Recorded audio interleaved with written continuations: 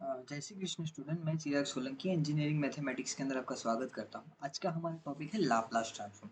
देखो Laplace transform क्या होता है कि सपोज हमारे पास कोई टाइम डोमेन का फंक्शन है, ओके, और उस फंक्शन को हमें फ्रीक्वेंसी के अंदर कन्वर्ट करना है। कोई फंक्शन है हमारा एफ ऑफ टी, ओके, और उसके ऊपर मुझे फ्रीक्वेंसी के अंदर मुझे कन्वर्ट करना है, तो मैं लाप्लास ट्रांसफॉर्म की हेल्प से कर सकता हूँ। मतलब कोई भी फंक्शन हो तो उसके लिए फॉर्मूला है हमारी Laplace transform f of t equal to f of s. जहाँ पे ये जो एफ ऑफ एस है, वेर एफ ऑफ एस क्या होता है, तो एफ ऑफ एस होता है zero to infinity e raise to minus h t f of t. ये इसकी डेफिनेशन होती है। ये हो गया हमारा लाप्लास ट्रांसफॉर्म। ये जो लाप्लास ट्रांसफॉर्म की है इसकी मेन डेफिनेशन होती है। अब देखो हमारे पास कुछ लाप्लास ट्रांसफॉर्म की ये फॉर्मूला है। अब धीरे धीरे हम क्या वन बाय वन अप्लाई करते हैं कि अगर इस टाइप का कोई फंक्शन आया एफ ऑफ टी, अगर ये आया तो, अगर एफ ऑफ टी हमारा ये आया तो, अगर एफ ऑफ टी हमारा ये आया तो, इस टाइप के कोई फंक्शन होते हैं उसको हम अप्लाई करते हैं। तो सबसे पहला एग्जांपल ले रहे हैं कि सपोज लाप्लास ट्रांसफॉर्म दिया है और उस लाप्लास ट्रांसफॉर्म के अंदर एग्जांपल ले रहे हैं। पहला एग्जांपल ले रहे हैं हम Laplace transform, Laplace transform f of T जो हमारा फंक्शन है, और उस फंक्शन के अंदर हम क्या अप्लाई करते हैं, तो zero to infinity e raise to minus h t f of t d t. अब पहला एग्जांपल ले रहे हैं कि Laplace transform f of one, तो एफ ऑफ टी की जगह पे क्या है, वन है। अब इसको अप्लाई करो zero to infinity e raise to minus s t one d t. अब ये वाले फंक्शन का इंटीग्रेशन सॉल्व करते, तो इंटीग्रेशन सॉल्व करेंगे तो क्या हो जाएगा, तो इसका इंटीग्रेशन होता है e raise to minus s t divided by minus s, okay.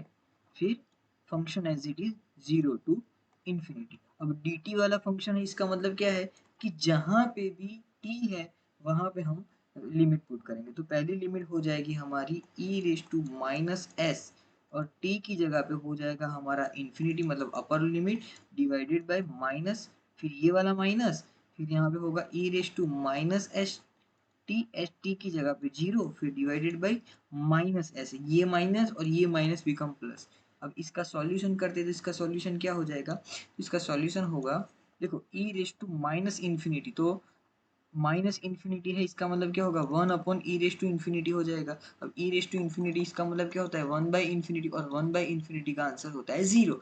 तो इसकी जगह पे हम ये लिख सकते हैं, इसका मतलब है फर्स्ट वैल्यू हो गई हमारी जीरो, कैसे, यहाँ से, ओके। फिर plus e raise to zero that is one upon s. तो पहला फॉर्मूला है हमारा लाप्लास ट्रांसफॉर्म वन, इसका जो आंसर होता है वो वन बाई एस है। वो कहाँ से आया, वो यहाँ से आया, ओके। फिर इस तरीके से हम दूसरी फॉर्मूला ले रहे हैं, सपोज फॉर्मूला नंबर टू। तो फॉर्मूला नंबर टू में क्या है, तो फॉर्मूला नंबर टू में है Laplace transform e raise to a t. ये हमारी फॉर्मूला है। देखो फॉर्मूला हमारी क्या है, zero to infinity e raise to, sorry, zero to infinity e raise to minus h t, और एफ ऑफ टी हमें क्या दिया है, तो एफ ऑफ टी हमें दिया है e raise to a t d t. अब इसमें से मुझे अप्लाई करना, तो क्या मैं जीरो टू इन्फिनिटी, क्या मैं ऐसे लिखूँ तो चलेगा, S minus a into T से हो सकता है ना। देखो फंक्शन के अंदर बेस सेम है तो एडिशन सब्ट्रैक्शन हो सकता है, तो यहाँ पे हमने अप्लाई किया तो हुआ। अब इसका इंटीग्रेशन निकाले तो इसका इंटीग्रेशन क्या हो जाएगा, तो इसका इंटीग्रेशन होगा e raise to minus s minus a divided by, और t as it is divided by जो फंक्शन है वो एज इट, तो minus s minus a, upper limit and lower limit put करेंगे। अब upper limit and lower limit जैसे put करते हैं वैसे टी का इन्फिनिटी वाला, जैसे अभी मैंने बताया प्रीवियस टॉपिक में, तो उसमें भी क्या था, इन्फिनिटी है तो e raise to minus s minus a into infinity divided by minus s minus a, फिर ये माइनस, फिर e raise to minus s minus a, और ये zero divided by minus s minus a, और minus minus become plus, okay. अब इस वाला function होगा तो one by infinity that is zero, तो इसकी जगह पे मैं पूरा फंक्शन लिख सकता हूँ। तो पूरा फंक्शन लिखते हैं तो क्या हो जाएगा, ई रेज टू इन्फिनिटी, तो इन्फिनिटी का आंसर हो जाता है जीरो, वन अपॉन इन्फिनिटी का आंसर हो जाता है जीरो। तो इसका सॉल्यूशन आएगा 0 प्लस इसका होता है 1 e रेस टू 0 और 0 1 होता है तो 1 बाई एस माइनस ए। इसका मतलब है अगर Laplace transform e raise to a t है तो इसका जो आंसर होता है वो होता है 1 अपॉन एस माइनस ये इसका आंसर होता है। ओके, एस माइनस ये। अब इसी तरीके से बाकी सब फार्मूला का प्रूफ है। कुछ फार्मूला हम लिख लेते हैं, प्रूफ की ज़रूरत नहीं है तो हम फार्मूला लिखते हैं। तो फार्मूला हमारी कुछ ऐसी है, देखो आपको ये फार्मूला हमेशा के लिए याद करनी पड़ेगी। तो फार्मूला नंबर 1, तो पहला है हमारा यहाँ पे एफ ऑफ टी ले रहा हूँ और उसका सॉल्यूशन यहाँ पे होता है उसका एफ ऑफ एस वाला function. Okay, F of S वाला फंक्शन, यहाँ पे एफ ऑफ टी, यहाँ पे एफ ऑफ एस। तो क्या हो जाएगा एफ ऑफ एस,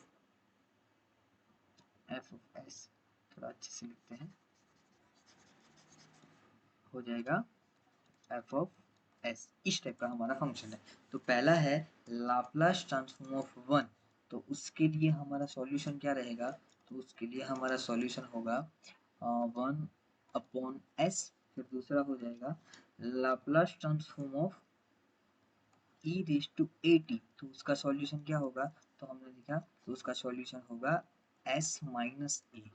ओके, फिर थर्ड नंबर की फॉर्मूला है Laplace transform t raise to n where n equal to positive, तो क्या हो जाएगा n factorial upon s raise to n plus 1। Then second formula है इसकी क्या होगी, गामा n प्लस 1 और s raise to n plus 1। ये फॉर्मूला कब यूज कर सकते हैं, सपोज s की वैल्यू 3/2 1/2 इस टाइप का फॉर्मूला होता है तो यूज कर सकते हैं, अदरवाइज नहीं। फिर फोर्थ नंबर की फॉर्मूला है हमारी लाप्लास ट्रांसफॉर्म, फिर यहाँ पे लेता हूँ मैं साइन ए टी, तो इसके लिए हमारी फॉर्मूला बनेगी, तो इसकी फॉर्मूला है हमारी साइन, तो a upon s square plus a square. फिर इसके बाद फिफ्थ नंबर की फॉर्मूला है Laplace transform of cos a t, तो कॉस ए टी की जो फॉर्मूला है तो s upon s square plus a square. अब इसमें थोड़े आगे बढ़ते हैं तो हाइपरबोलिक फॉर्मूला लेते हैं। तो हाइपरबोलिक की फॉर्मूला क्या है, तो इसकी फॉर्मूला है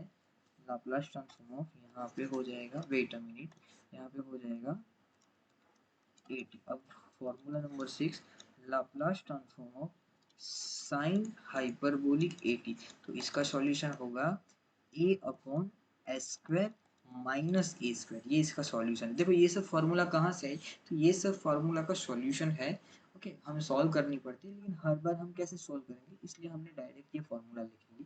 ओके, तो आपको यही फार्मूला याद करनी है। आपके सिलेबस के अंदर आपका इसका मतलब ये फार्मूला का डेरिवेशन नहीं है कि कहाँ से ये फार्मूला है, वो आपको यूज नहीं करना है। ओके, तो सिर्फ आप ये फार्मूला याद रखो और उसका सॉल्यूशन याद रखो। Laplace transform of cos hyperbolic a t, तो उसका सॉल्यूशन क्या है, उसका सॉल्यूशन है s upon s square minus a square. यहाँ तक इतनी फार्मूला है। अगर क्लास अच्छी लगी हो तो आप मुझे कमेंट बॉक्स के अंदर कमेंट करना, तो नेक्स्ट सेशन में स्टार्ट करूँ, अदरवाइज इसके बाद हम नेक्स्ट टॉपिक पे जाएंगे।